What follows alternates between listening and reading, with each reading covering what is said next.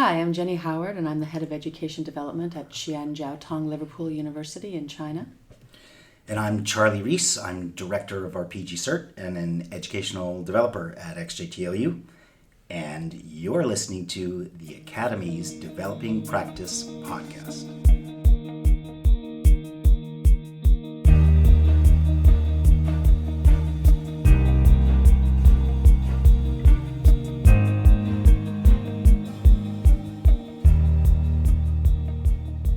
Welcome to the next episode of the University of Liverpool Academy's Developing Practice podcast. In this episode, myself, Alex Owen, Academic Developer, and Matt Davis, Organisational Developer, had the opportunity to meet with Jenny Howard and Charlie Ries of Xi'an Jiaotong-Liverpool University in China. We unpacked what transnational education is and discussed the value of it for students. We hope you enjoy. So hello Jenny and Charlie, it's great to have you both with us today. The topic of transnational education is obviously incredibly important to our institution. So what we're really looking to do is to explore your perspectives on that. But before we start, and we do this with every podcast, we'd like to get a bit of background from you both about your professional experiences and how you came to be in your roles that you're in at the moment. So can we start with Charlie? Okay. It's nice to be here. I've been teaching for about 20 years, and I started as an elementary school teacher, actually, which I think is quite valuable for a developer because it's informed my classroom practices, the way I motivate people, this type of thing, and being student-centered. And then I moved in New York City to being an adjunct, mostly teaching composition at a small college. And then moved to China about 9 years ago, where I was a lecturer first at Beijing Normal University in Zhuhai, or BNUZ, Beishida, Zhuhai. My wife wanted to move to Suzhou, so I joined XJTLU, Xi'an Jiaotong-Liverpool University, and that's because of it. Well, it was because I thought, I want to start training teachers, and they had a very strong for China program in professional development and this type of thing. I think it was maybe the only PG cert outside of Hong Kong or something. Right. So I became progressively involved in both the scholarship of learning and teaching and actually delivering sort of large-scale PD both for the Language Center at that time and externally for Chinese universities, and then was transitioned to being an educational developer, and now I'm director of our PG cert. Fantastic. So you've moved from the States 9 years ago. Yes. Obviously, there are very big differences. What are the big significant differences between living in those two places? I would like to think I'm not an idiot in every context that's English language based, but in the Chinese language context, I'm always very far behind. Mm-hmm. So that's a big difference. Are you learning the language? Yes, but not as diligently as I should be, which is embarrassing being a developer, but they're just not what I'm paying attention to. Yeah. The differences also are, China's very different socially, politically, culturally, and the depth and richness of this difference is something that, you don't really know until you've been in it and explored it for some time, and that actually has very much informed my approach to professional development. Lovely. Okay, so Jenny. So I've been teaching maybe for about 12 years. I started out teaching down in South America, doing like English as a second language, and then I moved to Korea, ended up coming to XJTLU, starting in the Language Center. Very interested in providing support in that regard, and I moved up through the Language Center to become the Year 1 manager, actually. So I was in charge of the Year 1 language provision, and in the process of studying, in the process of working in the Language Center, I decided I wanted to start a doctorate in educational leadership. And the problem that I'm focusing on is how to provide support to students, particularly in an English and medium instruction environment. In particular with XJTLU, we don't have a language entry requirement. So something that I became very interested in was the fact that although the Language Center is very focused on providing language support to students in an EMI setting, the rest of the university isn't really focused on developing that. So This is the big area of interest for me that I'm focused on in my doctorate. And while working on that area, I've managed to transition actually from being in the Language Center to moving into the educational development sphere in the university. Brilliant. So you're doing your doctorate at the moment. Yes. So just to outline for us in terms of the key themes. So yeah, my focus is basically how to create a continuing professional development program to support students in this environment, and it's focused specifically on academic staff. Okay. And I'm trying to do it through a distributed leadership approach and thinking about double loop learning, and also about like learning culture theory, because I understand that this is going to require kind of a change of identity for academic staff in thinking about how they approach teaching. And I don't anticipate it being a quick change to try to like get staff to think about how to change their practice, but this is what I'm investigating right now. Fantastic. And lots of different experiences in terms of working in South America and Korea and now where you are. Yeah. Are there any key themes in terms of things that you've learned from those experiences? I think the thing that I'm learning and continuing to learn is thinking about culture and not, we always look at everything through our own lens of culture, and you bring your own, preconceptions and and so you have to really kind of suspend that when you interact with anyone, because everyone's first knee-jerk reaction is to, through your own lens, react to something without actually having the cultural contextual understanding of what the other person's bringing to it. So I mean, actually right now I'm reading a lot about organizational culture and from the perspective of Edgar Schein, who started as a cultural anthropologist, and now he's very much focused in organizational development and culture. But he very much advocates for understanding the cultural aspect if you're thinking about organizations or anyone interacting with each other, especially like cross-disciplinary in a cross-disciplinary manner, or across cultures within a discipline, right? Absolutely. There's a lot of different factors to consider. Yeah, I think you're right in terms of that understanding of different cultures across an international understanding, but also, as you're saying, within an institution there's so many different cultures. That's right. They really are. Yeah. I guess you see that, Matt, in your role in terms of organisational development. Yeah, it's very much a big part of my role is to try and get in there and understand the cultures, and then try and understand maybe why something isn't working as a result of that. I'm sure. Not always easy to unpick. A lot of historic things in there, and this is the way we've always done it, and this is, and therefore this is the way it shall be. Yeah. You sometimes get that, which for developers not the best answer. See it as a challenge. I think people are very comfortable about maintaining status quo, so it takes really a lot of thinking about awareness raising and making people aware of why they need to perhaps entertain another perspective and how it can impact them. Sure. I think it's also like we're the chameleons on the tartan rug, so we have to talk to people the way they understand things in order to motivate them to increase capacity and develop. Yeah, absolutely. That's very spot on.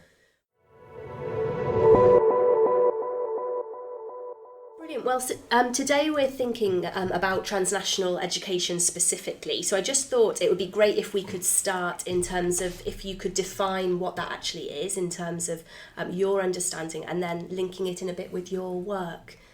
Thinking about transnational education, I usually start with a negative definition, thinking how it's different from international education. And the difference would be, you're an international student if you go to another country and study. You're a transnational student if you are in a different place from the institution awarding your degree. And so the distance compounds a lot, as well as sort of the ICT issues of can you communicate effectively, and then is that communication itself effective? So there's the language and cultural conceptions. And that's how I would basically define T&E. I think traditionally in the literature, there's been a lot of dichotomy between overseas and home institutions and what this means as well.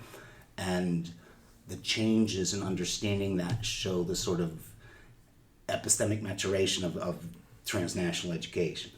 So are we talking, just to be clear in my head, are we talking about students staying in their home nation but attending an institution where that institution is based internationally? Yes. Or is that too basic? Well, that would be my interpretation. That's enough. Okay. I mean, I also think we can over-theorize this, and it doesn't necessarily reward us to say, oh, here, is the typology of transnational institutions and forms. Sure. If we understand what, through the student experience, that's what will help us more. Okay. I agree. I mean, your general summation is precisely what I had in mind when we think about it. Yeah. Okay. And then could you both unpack for us a little bit in terms of, if we take that as our understanding of what we're talking about, how does that link specifically to the work that you're doing?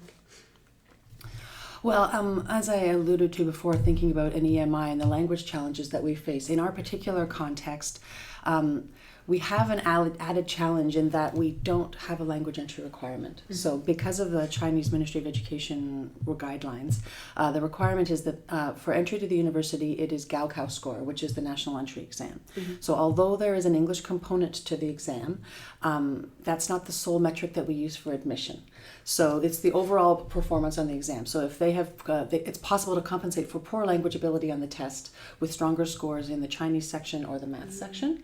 And further compounding this issue is the fact that although the Gaokao is a national exam, there are 35 provinces, zones, autonomous regions in China, and every region has its own version of the test, which can be scored differently. Okay, so a high score from the more affluent east of the country would not be comparable with something from the interior or the west of the country, right? Mm. Further to that, there are Gaokao reforms going on where they're discussing, well, it's going to happen by 2020, and they started piloting it in 2017, in particular in our province, about removing English from the Gaokao.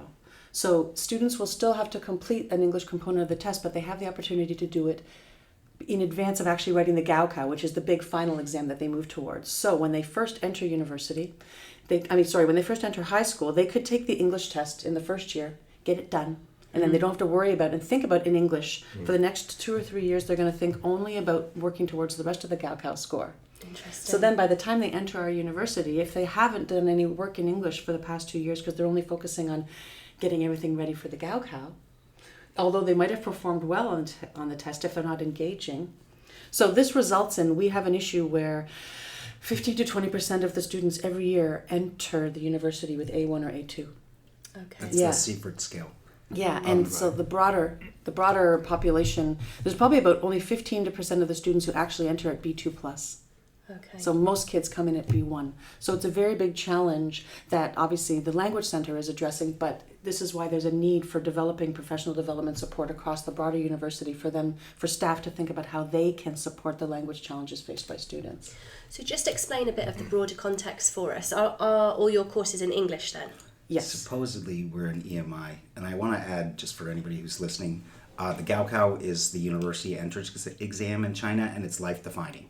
It's huge in all students' lives, and if you think about massification in the European or UK context, it's more massive in the land of superlatives. Okay. Yeah, and further to that, I mean, just to add to what Charlie has said, there's 4 categories of higher education institutions in China. So everybody is working to try to make it into the Tier 1 category, which is what we are. And if students don't make it into Tier 1, then they have a chance to perhaps go to Tier 2 or Tier 3 or Tier 4. But obviously everyone's aiming for that, but there's only a limited number of positions at Tier 1 level. Sure, okay. Yeah. So we have students who are coming to university to study in English, but they could have taken their English exam a couple of years ago, because obviously with our entrance requirements over here, we have something called the IELTS, which is ensuring that they can engage in the English language at a certain level. But you don't have that, so that's a massive challenge for you. Okay. Part of being an EMI institution or a transnational institution is preparing our students to be able to function professionally or academically, because we're an English language medium in an English environment. And this would be true if we were teaching in Russian and thinking about that, or any other language. So it's part of what we owe to our students to prepare them for the world, part of what's linked to our ranks and the league tables and everything else. And thinking about what we owe to our students, and also maybe we have to think about what we owe to our staff, because it's not something that I'm very interested in is communicating to the broader academic community within XJTLU that we don't have an entry requirement, because it's not, most staff are not aware of it, right? So by not only the plan that I have for creating the support for staff also involves actually educating them to the fact that many students are coming in at a lower language level. because there seems to be a tendency, and this I know this from my years as the manager of the Year 1 program in EAP, the academics have a tendency to blame the Language Center for not doing their job, right? And this compartmentalization of responsibility is hugely problematic. So, I mean, I understand that someone who's a biologist or an architect hasn't necessarily come to university to have to then think about teaching through language and using language strategies to support their students. However, this is the environment that they're in, right? Absolutely. So this is something that I want to use as kind of the consciousness raising, saying, look, you're in an EMI context. So in order to successfully teach your students, you're going to have to think about implementing some strategies from a language perspective, in addition to helping them understand the content. Okay.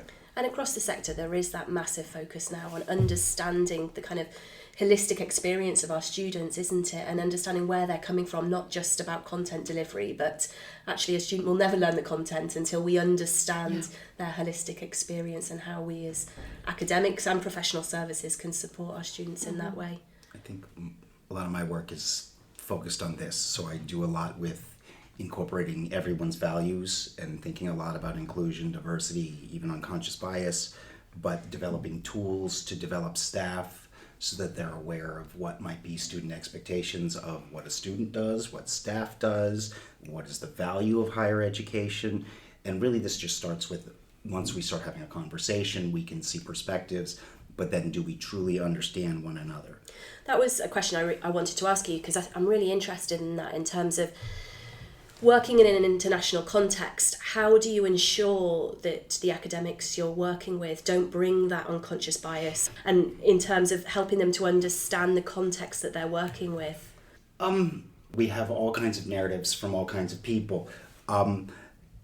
It's there, and what we do is what anybody does. It's just a little richer or deeper in our context, but we're working on having conversations about being open in order to think about equality of access, inclusion, and diversity. So the professional values that everyone should have, we create easier access by looking at our culture. So one of the projects that I've launched already is rethinking educational development through classical Chinese knowledge. So I have a version of the UK PSF, or the Professional Standards Framework, that's aligned to quotes from the Analects of Confucius. I'm looking at Taoist concepts like effortless action to talk about teaching in super complex environments, or just relations of educator to student and who's supposed to do what. Interesting. And this is the research that you were presenting at CEDAR conference last week? Yeah, so last week, very specifically, I was talking a bit about the Confucian version of the UK PSF and what staff's reactions to it were. And I'm still talking to the HEA about making sure the PSF, or the professional standards, are in the Confucian version, because otherwise it's not useful. But the point isn't to replace anything. The point is thinking about who we are as an institution and opening up access to reflection and professional values. And in the course of this, it's also deepening it. And there are different reactions. Some people say, UK PSF is clear enough, I don't need anything else, and then great, that's fine. Other people say, this is amazing, you're just showing the universality of Confucius thought. And so it's really about, our differences are far more superficial than our similarities. We're all educators, we're all hopefully interested in the student learning experience. And you say you've shared this with Advanced HE, and has it been well received? I haven't gotten the reception back. I've just done it, so I'm waiting for the feedback.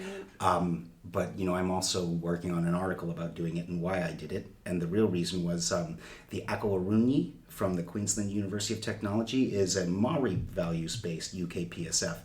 And when I saw it, I just said, yes, this, why haven't I done that? Why didn't I think of it? Yeah. And so I'm hoping that people in specific contexts around the world say the same thing.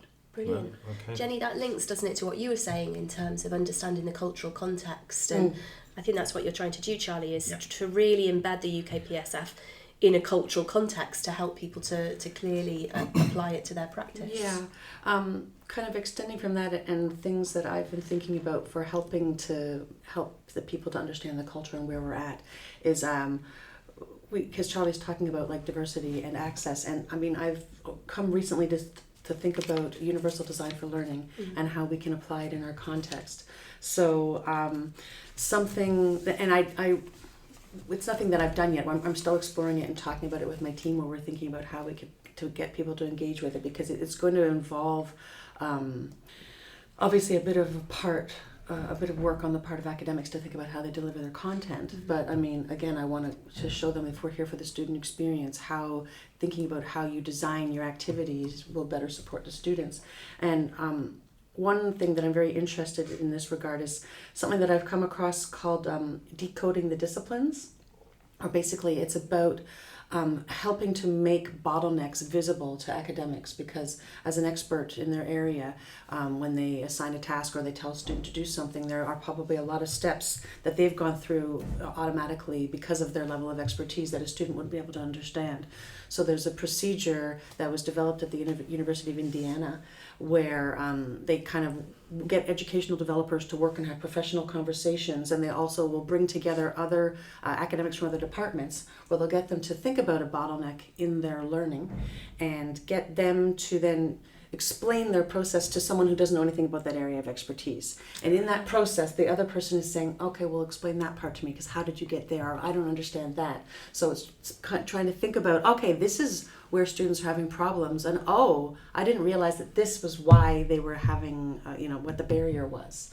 So this is something that I'm looking forward to hopefully piloting in semester 2. I want to find the champions in different departments, bring them together, have a conversation, and then we can kind of plot out a strategy for getting them to think about it, and then over time maybe check in every month or a few months and see where it's going. And yeah, it's just at the early stages of development in my ideas right now. But I think that idea of professional conversations is really interesting, professional dialogue, to think about bottlenecks and to think about the enhancement of how we engage in our academic practice.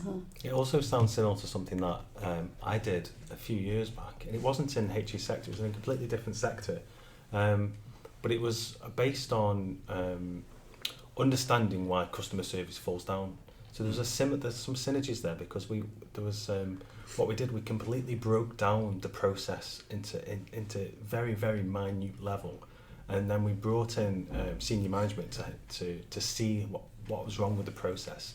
And we said to the people who were doing the process on a daily basis, if you could rewrite this and start it from scratch, how would you do that? And then so they went away on a blank piece of paper and said, in an ideal world, we would do it like this.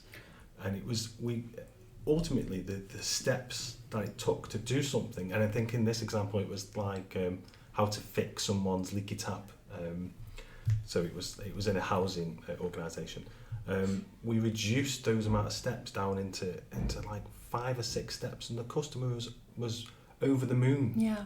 That breaking down of things into its minute level really helps. Everybody has a different way, there are different thought processes, the different ways of connecting ideas, and just because something comes together for you very quickly and you understand it immediately doesn't mean that someone else does, right? And so it's particularly with students, not only undergraduate students, but then if you have them also facing language challenges on top of that.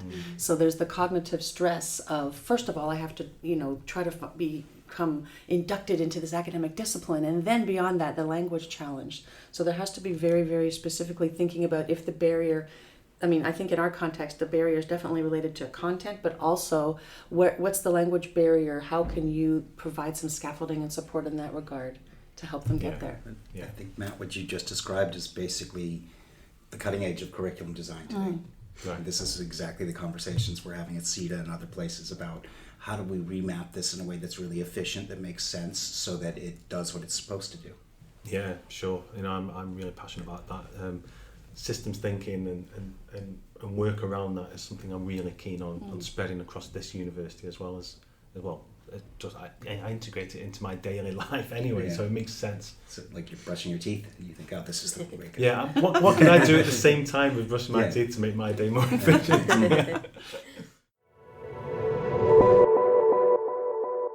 It comes across that you're really passionate about the things that you're doing, but have you got some real challenges that you're uncovering and you're thinking, oh my word, how am I going to unpick these? biggest challenge I see for us professionally is, we have to come to the UK to participate in professional organizations. And so we have this vision of an association for people working in English in UK and European or US style institutions, so that would fit the approach that we generally take to learning and teaching, so that we can mutually support one another, share resources, particularly for people that are isolated in small places, and then to amplify what knowledge we develop to help everyone around the world think differently about development. And maybe that's a very small voice, maybe not, we don't know. But that would be one challenge. The other challenge is, in a UK-style university in China, we have a lot of very transient faculty for different reasons, and they're coming also from really diverse backgrounds in a way that maybe doesn't happen even in an international university in the UK or somewhere else. So dealing with expectations of staff about what they're supposed to do and getting them to care about the student learning experience rather than the teacher teaching duty can be a challenge. From an organizational perspective, two things that I'm really very focused on thinking about is one, what sort of recognition can come through the PDR review process, because staff are continually saying, I have to focus on research, my focus is on research, my HED only cares about research, right? But if we, and similarly, the university obviously cares very much about research, although it's come down from the top that they also want us to start focusing on professional development.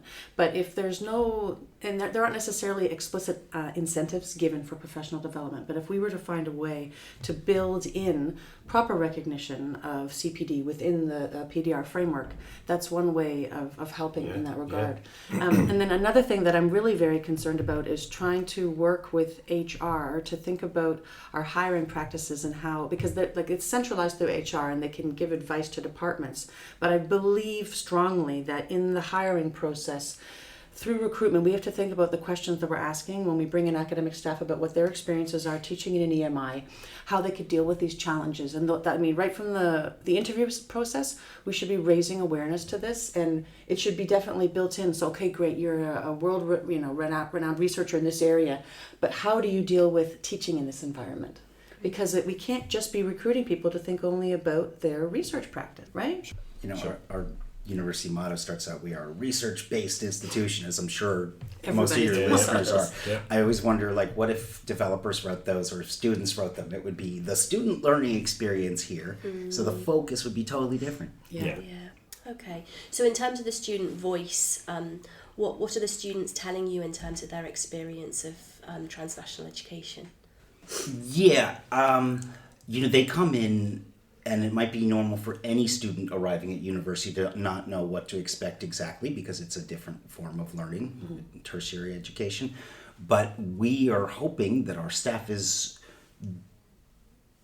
innovating and doing things in a progressive way, based, informed by evidence in all environments related to learning. And so when you ask someone who's very used to a more passive model of just receiving information so they can get the right answers, to start developing their own knowledge and understanding through communicative activities and things like this, the students don't understand that, and they need to have it explained to them, and they need to be eased into it, and a lot of the instructors as well.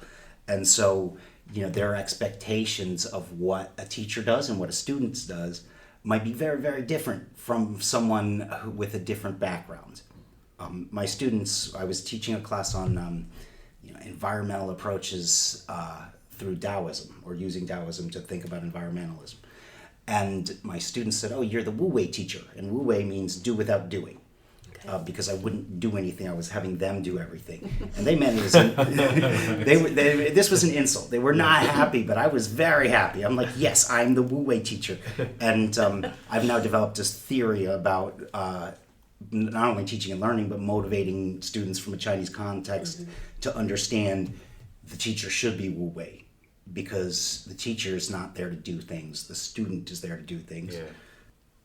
Chinese students are incredibly active learners in a way that most instructors can't see. And this is sort of an emerging theme for me. I've noticed in almost every context, they're on social media supporting one another, helping with research, answering questions, talking about assignments and other things. And this isn't visible to us. And yeah, and so like if you think about the strengths of Chinese culture and the networks and the support, that's happening in our learning environments. It's just not what the instructors can see. And so I would say to everyone out there, if you have lots of Chinese students, ask them, are they doing this? And don't take it over, but ask, how can you help or support them? There's so much we can learn from that in terms of networks. And we've seen kind of in a Western culture where students do set up those networks, they're incredibly effective, but we're just not we don't normally do that in terms of that's really interesting in terms of what the students are doing. And all those networks outside of the VLE? Of course they are, yes. They're usually on Weixin and WeChat. Oh, yeah, okay. But I guarantee you they're here at Liverpool. They're certainly at our school. Yeah. And I think they're all over the world. Brilliant. Thanks, guys. There's so much richness in there and so much that we can go away and reflect on. We like to finish each podcast asking you for just 3 or 4 kind of take-home tips that the listeners could reflect on in terms of their own personal practice. So Charlie, I think you're going to give us some tips, but if there are 3 or 4 things that we could reflect on in terms of transnational education, what would they be? Yeah.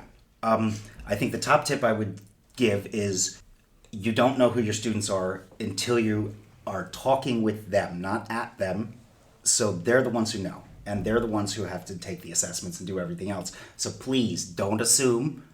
Talk to your students. They want a quality learning experience. So that would be the number 1 tip. Second one affects everyone everywhere. You know, we as developers, educators talk about 21st century skills. You have to be a lifelong learner. We're all 21st century employees and workers at the moment. So we have to be lifelong learners. Yeah. Brilliant. And remind us what that word was, where we challenge our students to think for themselves, began with W. Oh, okay. It's a phrase, wu wei, which means do without doing, effortless action. So it can be taken in a number of ways. But the idea is, you know, I'm the wu wei teacher because I'm not going to do it. You have your own internal nature as a student that needs to be realized. That's the point of education. So the teacher steps back because their inaction is purposeful. Because Brilliant. They don't want to fill up all the space. The student needs to grow into the space. Great, I'm going to take that away with me. Become a Wu Wei teacher. Well, this is now the Wu Wei podcast. Brilliant. Thanks, guys. We really appreciate your time. Thanks so much for coming in. Thank you.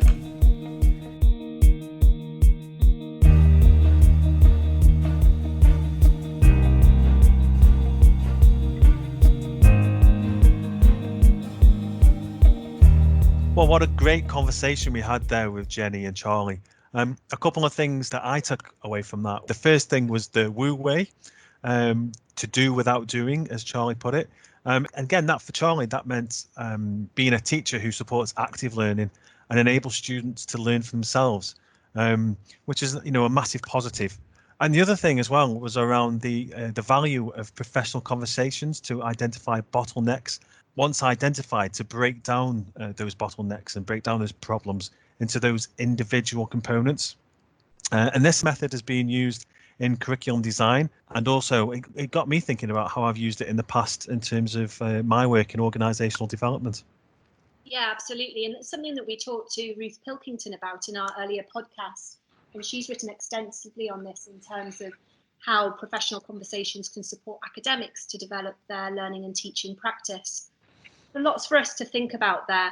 What I really enjoyed from the conversation was that helping to remind me that we need to think about the unique cultural context that we're working in, and that it's crucial that we really get to grips with that in regard to working in higher education so that we can support authentic engagement and learning. Also, something that Charlie said at the end that has stuck with me and something that I want to continue to think about is that he was saying that you don't know who the students are, you don't understand their needs or their ambitions until you talk with them and not to them. And that's something that I think is really, really important. He talked a bit earlier in the podcast as well about how we need to talk to people in a way that motivates them to ensure that we support them in terms of their development and learning. And I think for me that's really something very important and something that I want to develop in my practice. So lots for us to think about there. Hopefully there's lots for you to reflect on as well in terms of your practice. If you'd like to take your thinking further, then we have added some resources to the website. You can check these out at liverpool.ac.uk/the-academy/podcast. And there's a specific reading list there with resources to do with transnational education. Please do let us know what you thought about the podcast. We love to hear back from you. You can tweet us at LiveUniAcademy, and you can also tweet us directly at eLearnerMatt or at Alexandra_Owen. We really would like to hear back from you. Yeah, we would. And we're really grateful for those who have taken the time to either rate or review our show in your podcast provider's app. So if you have listened and enjoyed the episode, please rate or even better review the show, as it really does help us get noticed and therefore more people will find us as a result. Also, I know a lot of you have listened and not yet subscribed. So hit the follow button and subscribe now and keep up to date with our latest episodes. Bye for now.